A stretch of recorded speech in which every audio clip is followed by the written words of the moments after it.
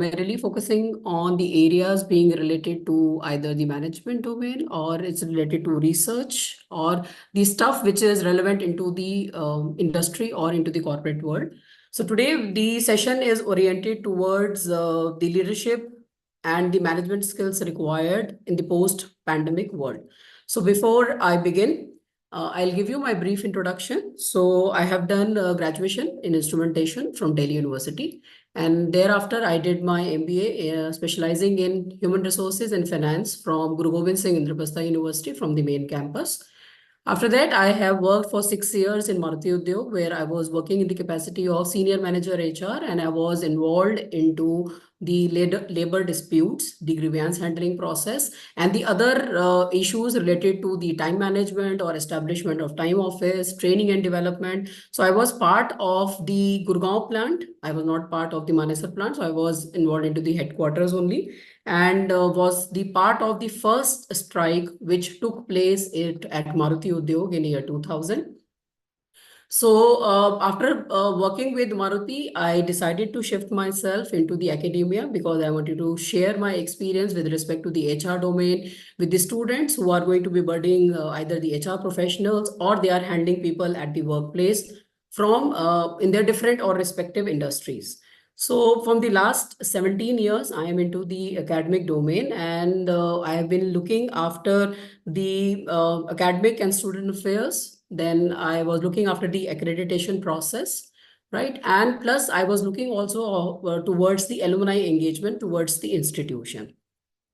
Now, the topic which we have taken, why we have taken this topic, because everybody has experienced and gone through this phase and there are learnings out of this pandemic which we all have faced.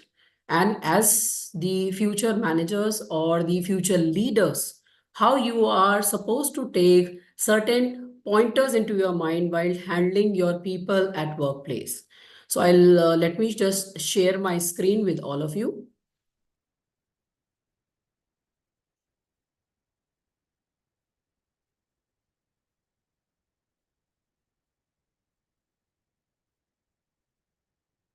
Okay, I hope the slide is visible to all of you.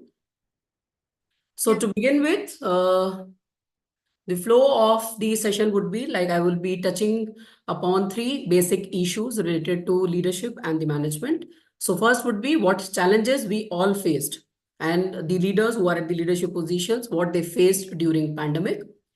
What are the lessons that we learned from the COVID-19 experience and to build the future ready people for the leaders who have to be groomed into that particular role which is required in future, and what is the road ahead for the leaders and the managers. So to begin with, the challenges being faced by the leaders during pandemic.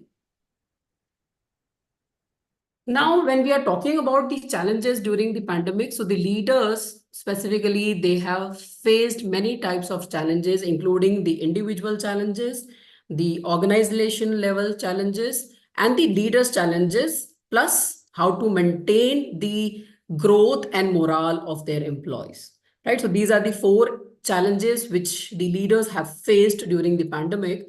So when we talk about individual challenges, so when we are talking of individual challenges, the uncertainty, we don't know what is going to happen in future, how things will shape up in the world, right? How economy will be operating. So we were quite uncertain how things will turn up. Then the vulnerability and the fear was obviously it was there in our mind with respect to the kind of pandemic that we experienced, right? We were exposed to, we had fear of in our mind whether we will also be exposed to this particular virus or not.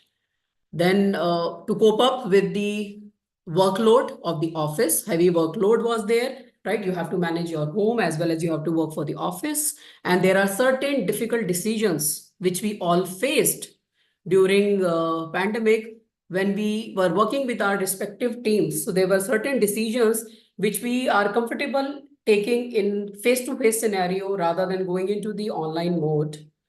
Lot of fatigue and stress developed among the people because when you see in your surrounding, people are suffering from it and you are having that kind of fear in your mind that you will also somehow will get, how will you cope up with the situation, how will you manage your family. So that kind of stress was already being built up in the mind of the people who are working in different industries. Now, when we are talking of the individual, the organizational level challenges, so we have seen that the organization, when they have faced the challenges, that is with respect to the strained internal or external relationships. So strained internal external relationships in the sense we are not meeting, we are confined in our own home. So the people who are working inside the organization, they are working in their respective domain. So somehow that kind of bonding and gelling was somehow everybody was feeling was missing. Then the external relationships, yes, we were not able to meet the clients. Yes, virtually we are meeting it, but everybody is under the scope how things will operate in future. Right? Then the social isolation. People are isolating themselves. They are not able to meet frequently. Right? They were not, the offices were closed.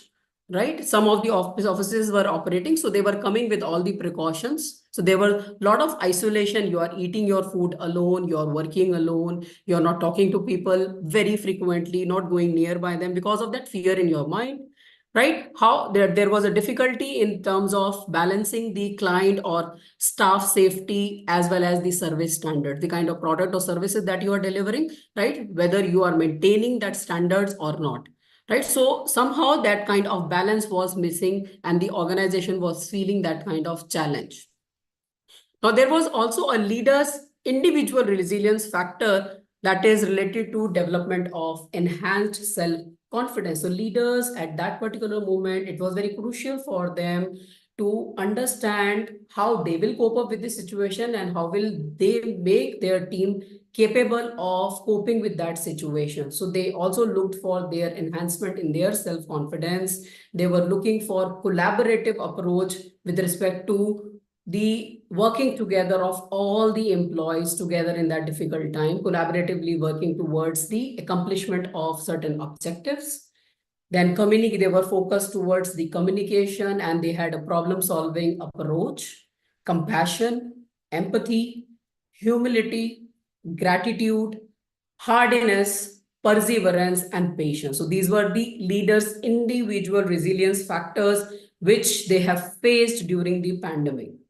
The most importantly, they have faced a challenge which says that maintaining the kind of morale which the employees were having before or pre-COVID era, that was how will they be able to maintain that kind of morale and how will they maintain or sustain the growth of the institution side by side.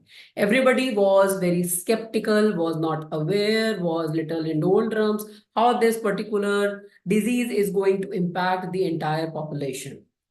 So the leader's role was quite important during the pandemic, how they are maintaining the or they are sustaining the growth of the organization as well as they are trying to maintain the morale of their employees.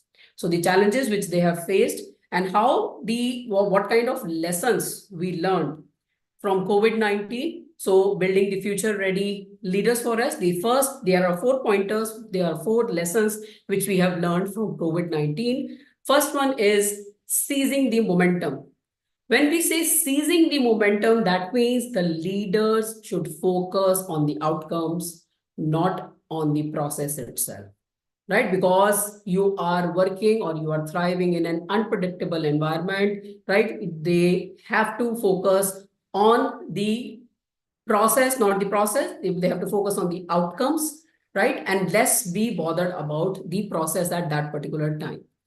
Exceptional leaders, what they do, they listen and they sense the movements that have the biggest impact, right? So the leaders always, we believe they have a visionary mode, which is always activated in their mind, right? They listen to how things are operating into the external domain or external environment, right? And they capture what kind of impact is going to hit their industry.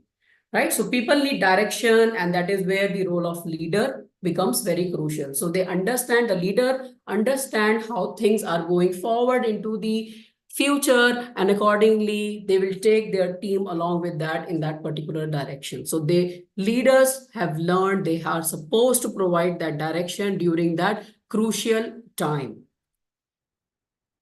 Now the second, I think something happened. Are you able to see my screen? Yes, ma'am. It says it has paused somehow. I don't know. No, we will be able to see that. Yeah. So if I'm changing the slide, are you able to see? The slide which is coming is leadership lessons from COVID-19. Okay. CG Correct. one. Leadership lesson from COVID-19, building future. That's the Okay, slide which we are able to see. let me share it again.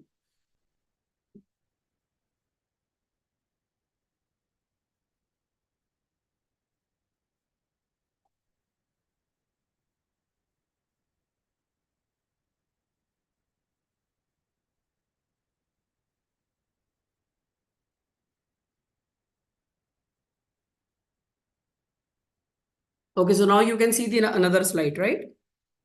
Yes, ma'am. Okay. So the first thing was we have to seize the momentum. We have to see how things are moving forward that we have learned during COVID. And accordingly, we provide that kind of direction to our teams, how they are supposed to move.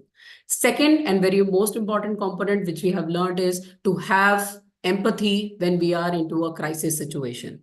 So what was the situation during COVID-19? What we all have witnessed, the layoffs were there. There was delay in the project's accomplishment. There was cost cutting everywhere. Workforce was juggling with multiple roles. That means they were playing the role of a parent of a young children. They become the caregivers to the elderly at home, right? And of the community members, they support each other during the rough time.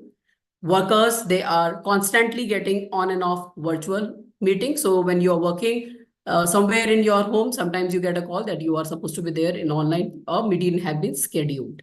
Then emotional well-being impacted due to social distancing in terms of loneliness, anxiety, and productivity levels. So all these components, these situations we have witnessed during COVID-19, and only an empathetic leader will be able to handle team members with understanding and sensitivity. When you see people are going through that emotional upheaval, it's the role of the leader to empathize, to put themselves in that particular person's shoes and understand what they are going through and provide that kind of comfort to them so that the employees or their team members would also feel comfortable.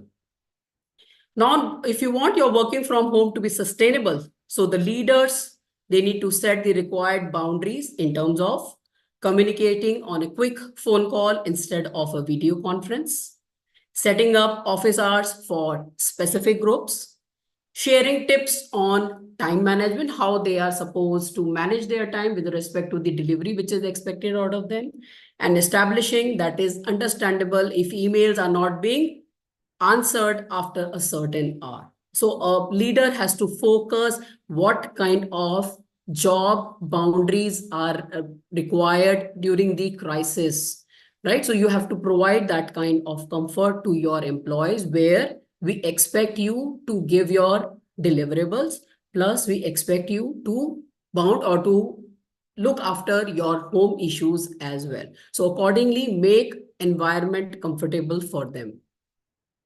The third one, which we learned, is a leader has to act mature.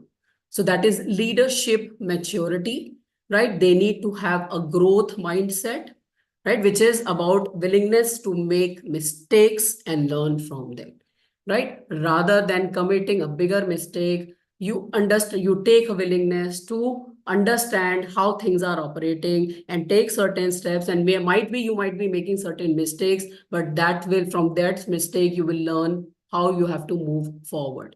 So leaders need to have that growth mindset. Whenever we are talking about the growth, right, you experiment with a lot of things, right? So during pandemic also we experimented with a lot of things, and then the leaders, they understood which will work in which situation. That is what leadership maturity is. A true leader is one who is not only notices when someone makes a mistake. That's what I said.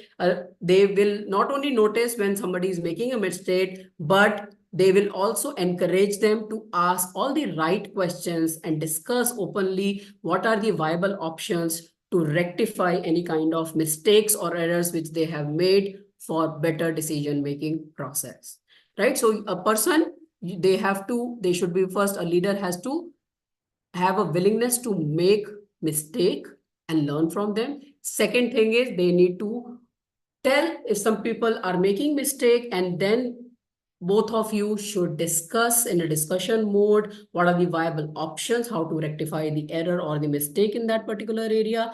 The leaders have to be empathetic towards others, which is a sign of emotional and leadership maturity, right? And leaders should not shy away from asking for help. If they don't know about anything, they should not shy in asking from help, because when we say asking for advice, that is not going to make you weak or undermine your leadership, right? Everybody is not equipped with all kind of learnings which they have gained over a period of time. Everybody has different exposure, everybody has different skill sets, and everybody has the quick adaptation to different scenarios. So a leader, if that person is the leader is finding difficulty in understanding or adapting to that particular situation, they should not feel fear, or they should not have that point in their mind that their leadership is going to be undermined. They should ask for help wherever it is required, right? And sometimes you also have to allow others to lead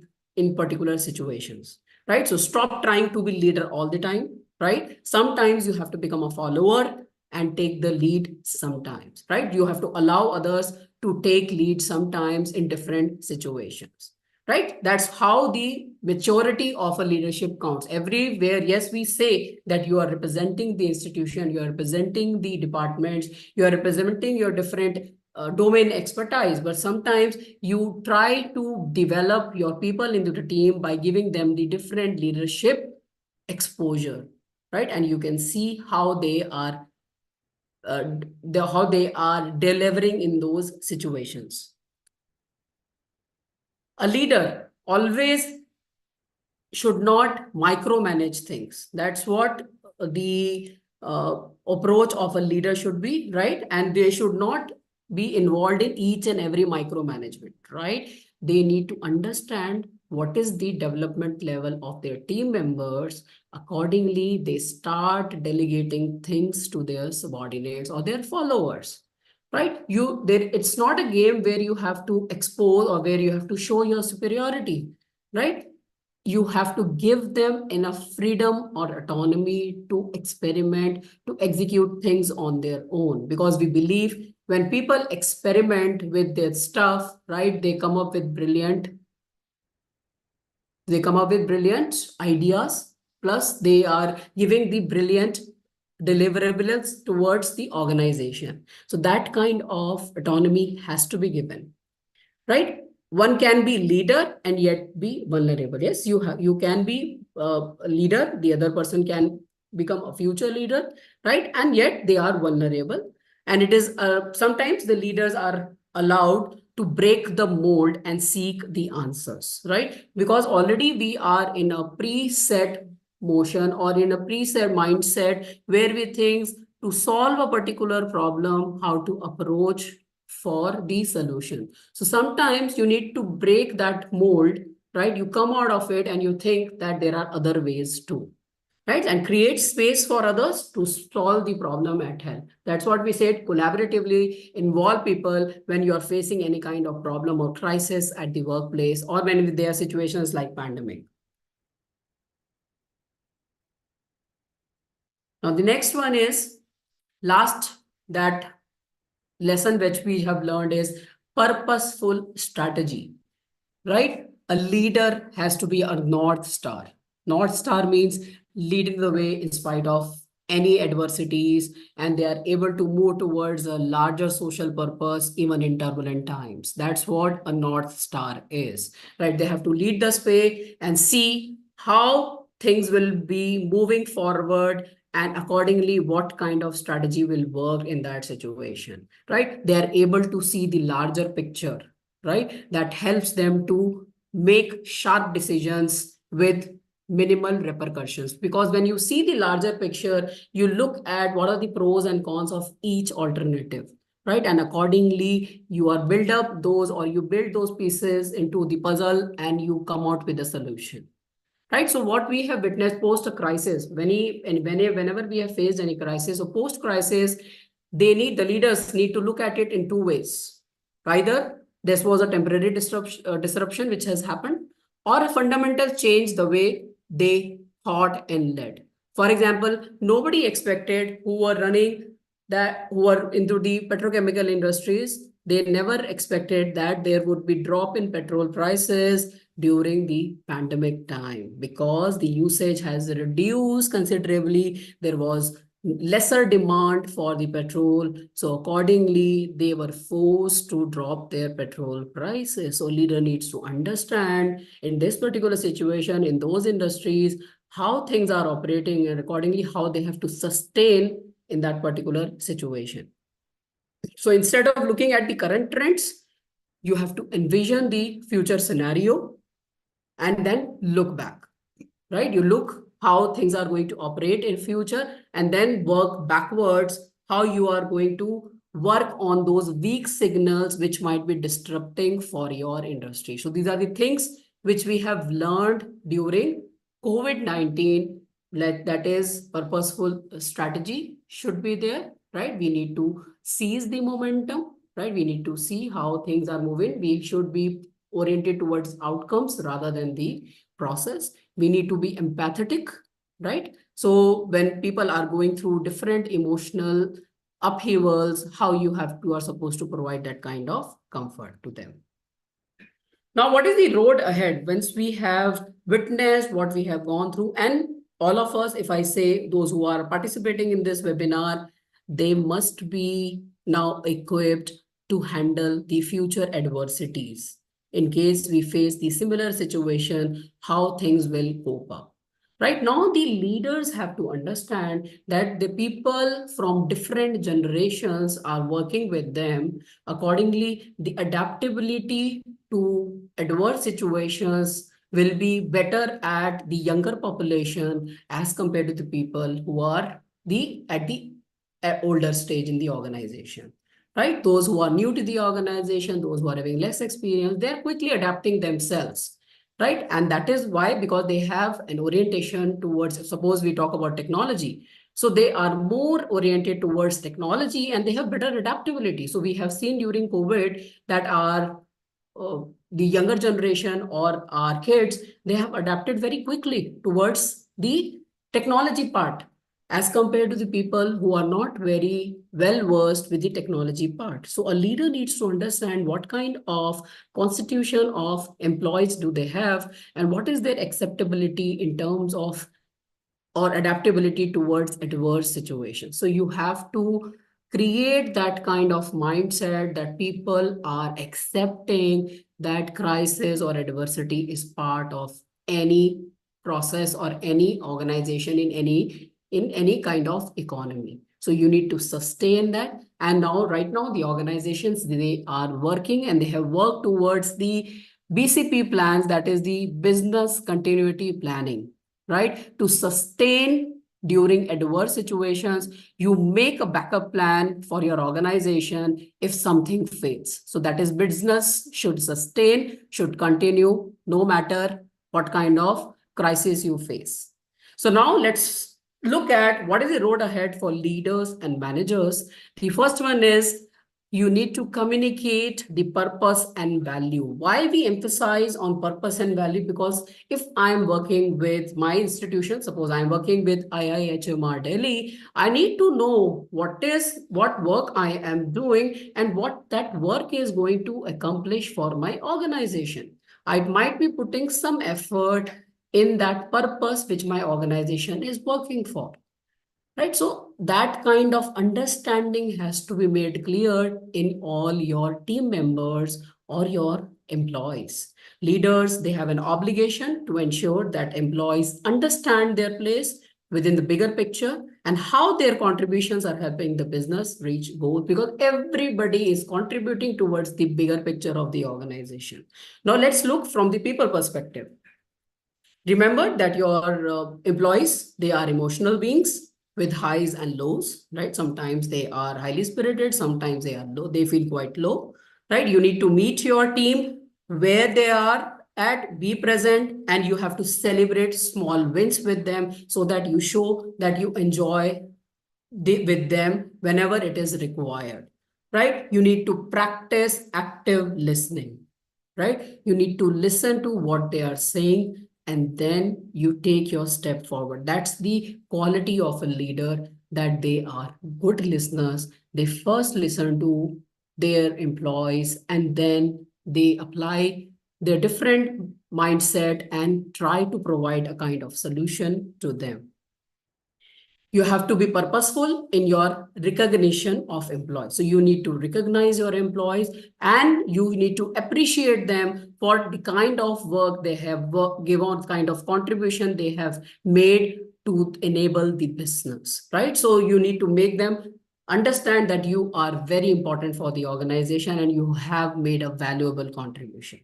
Tell employees often that they and their work matter and they are seen, they are being heard, and they are being appreciated. This is what they look at, right? So when you tell them, this is from the people perspective. Now, but when we look from the work perspective, right? So there are two perspectives, the people perspective and the work perspective. When you look from the work perspective, you need to engage with individuals and teams to provide clarity on your shared purpose, including your mission, vision, and goals, right? So a leader, whenever they are addressing their respective teams, they have to ensure in every team that everybody should be on the same page with respect to what the organization is aspiring to be, right? So you need to give that clarity how things will move forward to accomplish XYZ goal for the organization.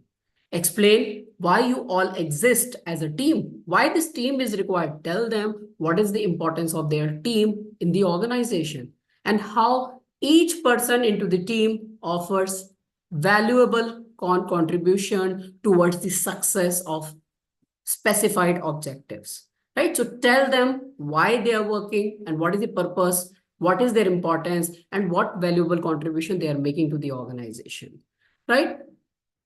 Tell them on what principles they are supposed to work, so non-negotiable values that let everyone to do their best work in the way you believe in doing it, right? So there are certain values on which certain all the organizations they are working on. Those are the principle or the beliefs which are being shared or being followed by majority of the employees. So that has to be imbibed from time to time, and a leader has to demonstrate those values whenever they are executing any kind of business transaction or any kind of processes which they are dealing into. Second one is fear of messing up. Sometimes we fear as a leader that things will go up, right? So as leader, we need to be careful not to create a culture where failure describes the person. Yeah, because failure is an event, not a person itself, right? Failure can happen with anyone, right? So you have to say that we have to accept it, that we might fail sometimes as well.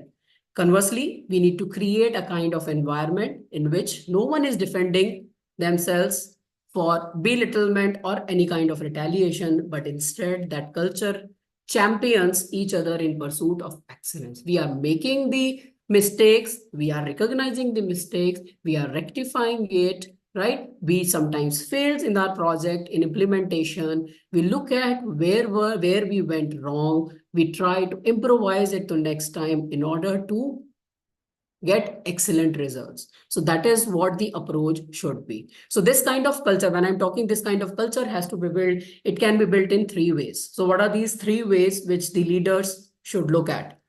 Know yourself, choose yourself, give yourself. So know yourself means you need to have a self-awareness to know that a temporary failure or setback is not a threat against your leadership.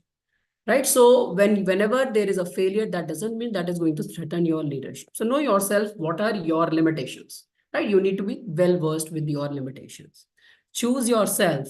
There are 2 choices when it comes to view the failure. You can either react negatively or you respond positively to any kind of failure. The choice you make, suppose you react or you are reacting to it negatively. So when you're reacting negatively towards your failure, this is the tone which is being set for all your followers. So when you are looking at Choosing yourself, you're looking how you are looking at your failures, whether it is positively or whether it is negatively. So know yourself, choose yourself, and give yourself means as a leader, decide how you want to be remembered during this interaction. What's your brand? What do you want people to say about you? Right? So when we made or when we segregate different kind of leaders under which you work, you look at these kind of things, how they dealt with different situations. So as a leader, you need to understand those situations, and the leader knows about themselves. The leader admit the mistakes or the failure, right? They set the tone of the entire team or the followers in a particular way, right? That is how they are being remembered by their followers. Now, next one is the overcoming talent shortages. The third roadmap for all of us would be how to overcome the talent shortages. So a quick snapshot of what's going on. So we have seen that there is a record number of baby boomers who have left the workforce since COVID-19.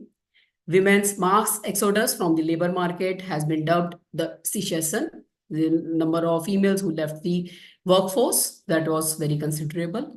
The prospects for the future aren't that promising either. We don't know what is going to happen in future. So according to the CDC, Center for Disease Control and Prevention, the birth rate in US has plunged to a 35-year low. On an average, an American women have 1.71 children, which is not enough to replace previous generations. So what we are witnessing right now is we have a chunk of people who are of the older generation and the young population is quite less. So we are going to witness that kind of shortage in terms of young and capable minds for our organizations to sustain.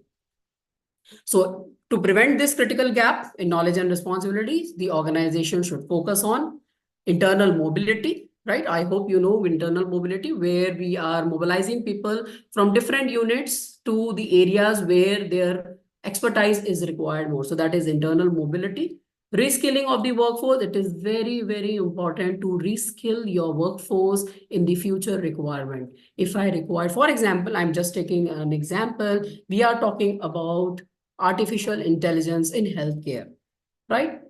A leader has to think whether my workforce is ready to adopt that kind of intervention into my industry. Are they capable of handling that AI part? Or do I need to look for I need to be dependent on outsiders, right? So that kind of question always being perturbed or being questioned for the leaders. How will they cope up with these kind of skill gaps which are existing? So rather than focusing on only depending on the newer breed, you should reskill your workforce gradually so that they are capable. Once that particular technology is adopted, they are capable of handling it. So that is what the reskilling is. And the third one is workforce redeployment. So reassigning the employees to different roles or teams that require more assistance. So you need to do that kind of redeployment as well. Promotions, if you feel somebody is capable, you are promoting them, you are encouraging their morale, you are motivating them, plus you are giving them an opportunity to come up with the responsible positions now. Higher pay. Other incentives could also be given, such as flexible schedules or reduced work weeks, mobility, and employee recognition. So this is how we are fulfilling the critical gaps which are happening in our talent, which is existing into the particular industry, right? It is not necessary all these tactics can be used or these practices can be used in every industry. Look at your industry and employ what kind of thing will work for your industry. The fourth one is keeping a pulse on your remote or hybrid team. So suppose you are into the hybrid mode, your organization is into the hybrid mode. So you need to be connected with your people or employees, right? So there are certain areas which you need to look upon. When engaging with direct reports, ask about each individual team member to reinforce the importance of taking care of people. right? So when the reportees are coming to you, talking to you in the online mode, connect to them properly and understand and show them that they are being cared for. Schedule a routine appointment on your calendar to connect with at least 2 different individual contributors each week, right? A leader has to specifically meet each team member on weekly basis to understand what they are going through, what they are struggling with, how things are progressing, right? So choose or meet at least 2 different individuals contributors each week, either through a Skype message or an email, a video conference mode could be there, or just a phone call, right? The only rules that is it has to be on one-to-one basis, right? Sometimes you address in groups or the teams. Sometimes it is necessary to have one-to-one conversation for better clarity how things are moving across. And if you detect anything that indicates uncertainty from a team member, it's better to have a conversation. Right, then you have to practice about the, you need to build up on the emotional intelligence, right? You need to look at the emotional involvement or the commitment with respect to your different team members, right? And you have to become skilled in adapting to or proactively addressing their problem behaviors. Now, you want to ask what are these problem behaviors? So whenever we are talking about the problem behaviors, you need to understand common work from home challenges, right? Because your team is into the hybrid mode. Set clear remote work productivity standards. If you are working into the remotely you are working for a particular assignment. So what are the standards being set for you? Identify and provide the right tools to them. Whatever tools are required for the execution of that particular task which you have given to them. So tools are available with them. Set aside specific days, times, and methods for team interaction. You need to specify on which date you are going to meet them for a fruitful interaction. Follow up with remote employees regularly, right? Keep following up them so that they should not lose touch with their organization. Create a video or the tip sheet with other remote employee suggestions. Always, whenever you are meeting them, if they are giving you certain suggestions, the leaders have to mark that into their different sheet. So that kind of tip is being taken care by the leaders whenever next time they are addressing them. Continuously communicate with your team. So this is the thing which the leaders have to maintain when the team is into the hybrid mode. They need to be in touch through communication. Fourth one is recruiting in a competitive market. So when we are talking about recruitment in a competitive market, look at the tasks which can be done remotely. Allow for remote work, hybrid work, and flexible scheduling.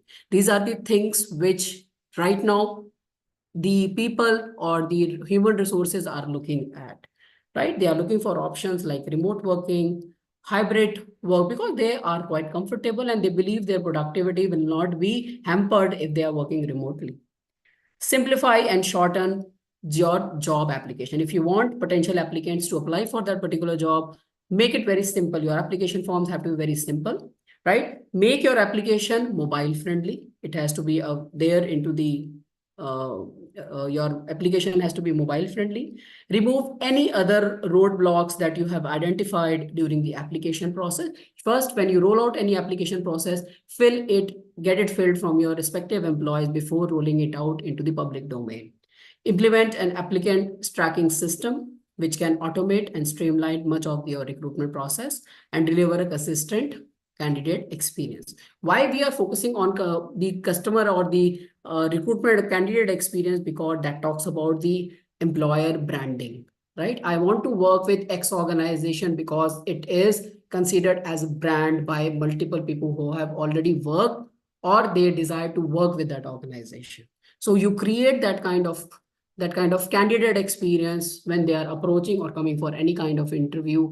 They make their impression about your organization. So reduce the number of interviews. Maximum 2 interviews should be taken rather than bothering them again and again. Next one is leading through change, right? So when we face any kind of crisis, any kind of changes into the economy or into the world politics, right? Your people have to be made adaptable to those changes and the kind of strategies which you are changing over a period of time, right? They should be taken with positive note by your employees. So the main driver of smooth change management is good teamwork, right? Cross training, you train them across different domains. Accountability, you set the individual accountability as well as mutual accountability for any kind of objectives being given to the team. Streamline decision making when needed, including any necessary pivots when challenge arises. Right. So whatever decisions you are taking, right, people have to be taken into the confidence when you are taking any decision for the organization. Any changes are about to take place. Encouraging and modeling interactions with co-workers, clients, etc. that is caring, genuine, sensitive, and timely. Abiding the faith and trust in your people that your organization is there for you. You need not worry if changes are there. Reaching out to them for additional resources for support, provide them additional support in whenever the transition of a change is going on. Whenever a change is being implemented, you need to smoothen out the entire process, right? Be consistent and always have transparent communication rather than communication coming through different channels, right? Rather than they are believing into the grapevine, right? A leader has to address whenever they are hearing any rumor mongers into the organization, they need to address their team members then and there right itself. So that kind of uncertainty which is happening in the employee's mind can be tackled easily. Right. So this is what I wanted to share with respect to the leadership and the management skills which are required for sustenance into the post-pandemic world. And in case we are hit by another pandemic after a few years, right? And we need to gear up with these kind of skills. And this is what the future generations they are looking at right now. So I've now opened the session for all of you to ask any questions. You can write the question into the chat box, or you can unmute and ask the questions if you have any.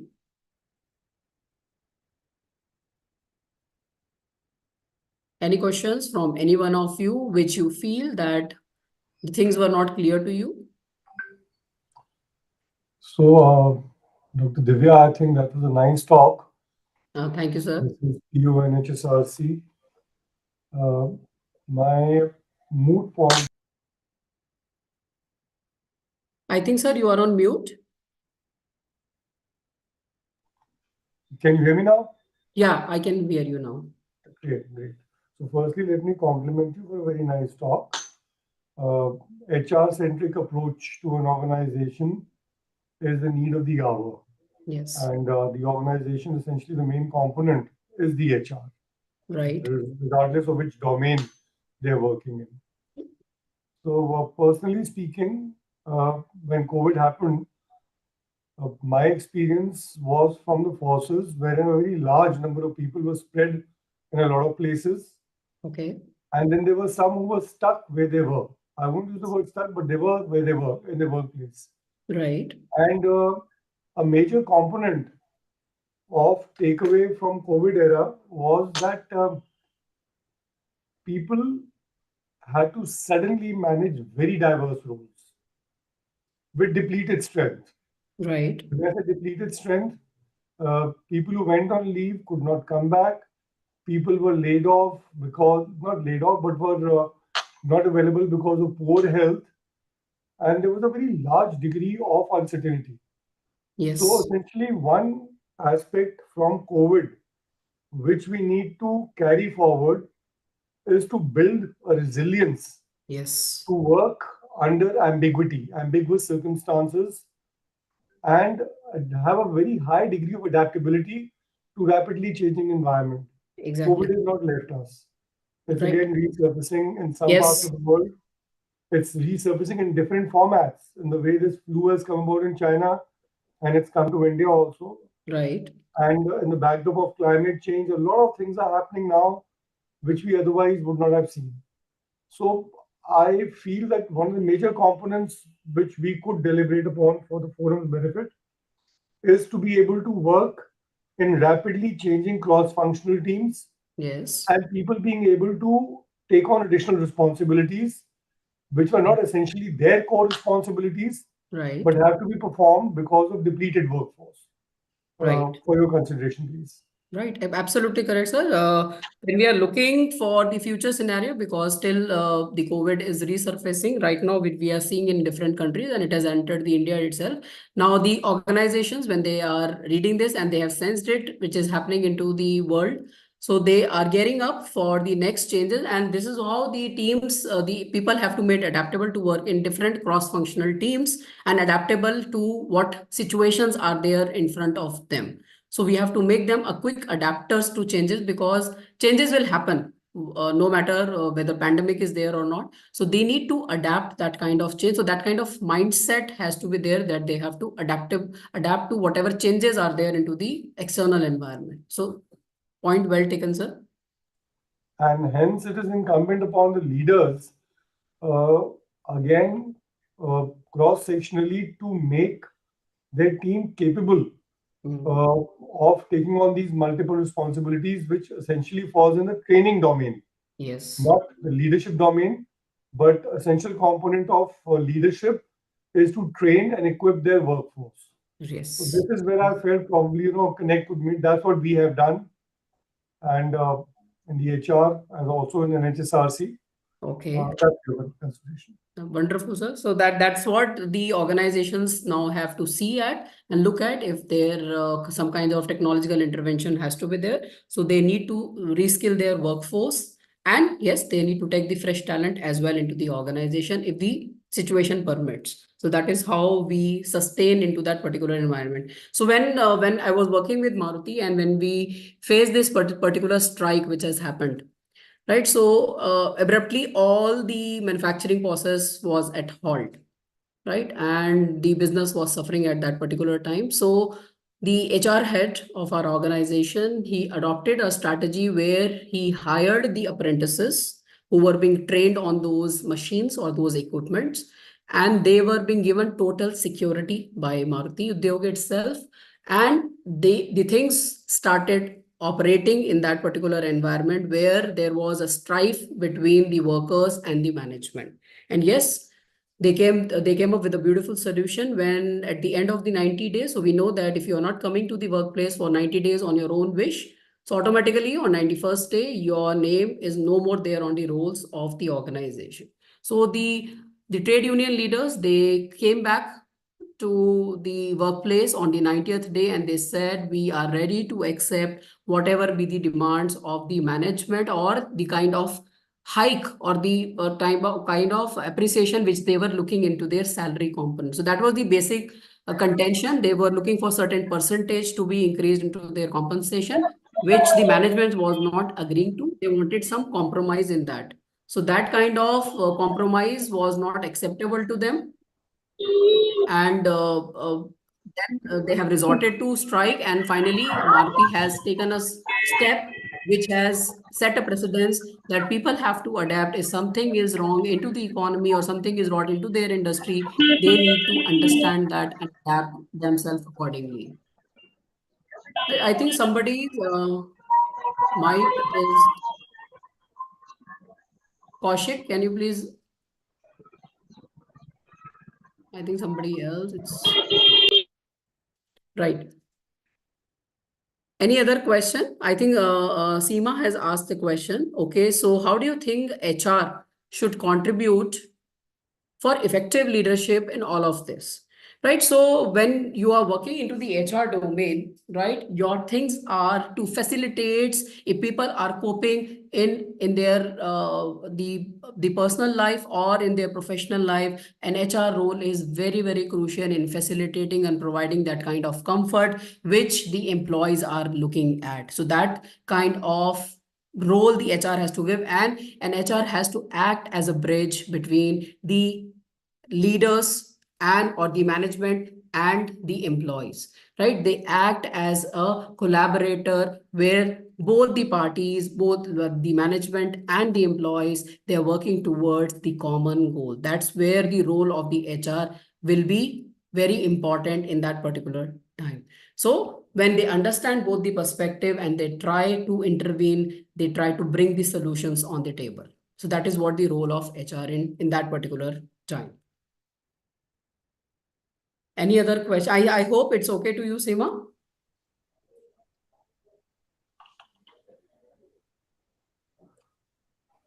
Okay. Divya, please allow me to interject again. Sorry, I'm being a little pushy, Sure, but sure, sure. Yes, you can. It's open to you.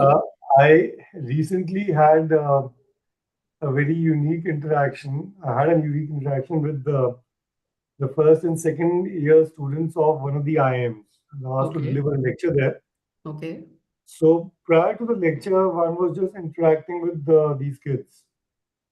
Somehow, when I asked them for their preferences of career, very few seem to be inclined towards HR. Their primary interests seem to be in disciplines which were fetching higher remunerations, Yes. which the industry uh, kind of superficially relies on.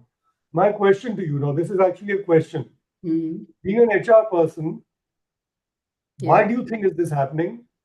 Okay. Why is HR underplayed in most of the organizations? Mhm. What is it that we can do to make sure that HR's relevance in any organization is not downplayed? It's very disheartening when you see the people who are selecting, working day in, day out to get the right talent on board for that organization, Mhm. not getting their due. So, how would you address this? This is a major issue, and I think all the organizations. Yes. HR is perceived as somebody, who's not to be meddled around with too much, and not, I mean, overall compensations are also much lesser. How would you address this, man? Sir, if I look at this particular scenario and for the current generation, right? Yes, for them, the first priority is the go into that domain, which is giving them higher remuneration. Now, why they are undermining the role of the HR as a specialization? Because that kind of recognition has never been given to the HR domain. If you look at, there is not a separate we call it as somehow HR and administration they consider as the same, right? So this is what the mindset of the younger generation is, that HR means they will just recruit people, right? They will be building your making your salaries, they will be training the employees in different areas, and they have never understood the strategic role of the HR in any organization, and that recognition should also be given by the respective CEOs, right? Or CEOs, or the people who are at the top management level. So that kind of recognition, first of all, has to be given to the HR domain, right? If I talk about the manufacturing, let's see, there is a difference when we look at the HR into the manufacturing industries and the service industry. So when you go to any manufacturing industry, yes, the importance of HR is being given because they have to deal with the different level of workforce into the organization.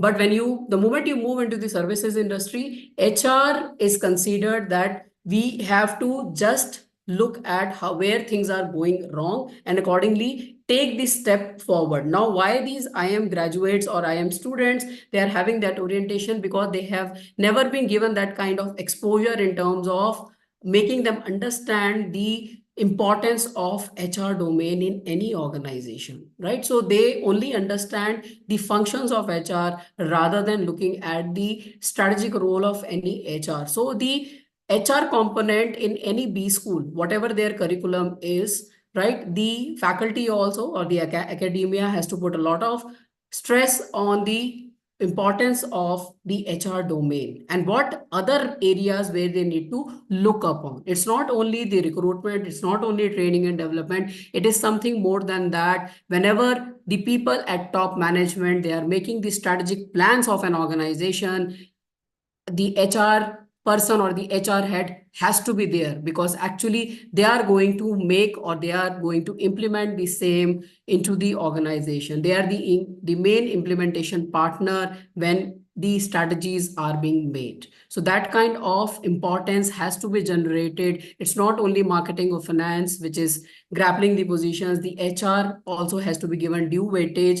Only thing which I feel is, yes, in terms of compensation, they are not very highly paid, right? That is what the owners or the founders or the CEOs, they feel that what is appropriate for that. So that kind of mindset has to be changed, and that kind of newness has to be brought into the mentality of respective employees. The moment HR comes, they should think this, yes, this is the area where people are always working and executing things, and they are having a very big role in terms of change implementation in any organization. So those kinds of interventions, those techniques have to be used, so that that kind of mindset. Suppose we are talking about when we change the attitude of the community, right? We talk about behavior change communication. Similarly, in organizations also, if you want to change the attitude of the people towards the HR domain, those activities have to be there into their different work processes which they are doing in a particular day. The role of HR has to be made felt to them, why HR is important in any organization. That's what my take is. I don't know, sir, you can deliberate how you deal with it in your organization. You're right, absolutely. I think Seema ji has mentioned that it may be company centric. This particular aspect may be company centric, and HR leaders need to be impactful. Yes. So when one was looking at life in the uniform, we were doing recruitments on regular basis, but we had other roles also. So is there a case in point that HR could be clubbed with some other specialization to ensure that they are doing their work in HR, however, with additional role uh, given to them, their overall net worth increases? Is there a case for that? Sorry? I'm Sorry. saying primarily, I'm giving my own example. So Okay. when we did recruitments as leaders, because Seema ji just mentioned that how impactful an HR leader is, it all depends on that. A leader is impactful if he's a leader. Yes. I mean, that's my take. Yes. And that's an inborn trait, right? Right. But what I'm saying is that in case if the industry is not pitching HR leaders at the same level as leaders in other domain, is there a case in point to have specialization in dual format? Yes. For instance, HR and strategy, Yes. HR and finance. I'm here as PO. Right. I'm looking at HR, finance, IT, publications, and a whole lot of other, and partnerships, everything. Right. So, is there a case in point for universities to offer dual specializations with HR, the core specialization and maybe a subsidiary? Yes, yes. That can be done, because when we have now, we are the NEP 2020 has been passed. So in that, the dual specializations can be offered to the students. And yes, it can be built into the curriculum. Whatever specialization you choose, HR is one of the component which will be there compulsorily for all the specialization. So there, the importance of HR will be more highlighted. Excellent. That's exactly what my heart was wanting to hear. Thank you so much. Right. So any other question apart from what sir had asked? Seema ji, thank you for your insightful thoughts on whatever the discussions we were going from the last 5 to 10 minutes. Any other questions from any of the participants?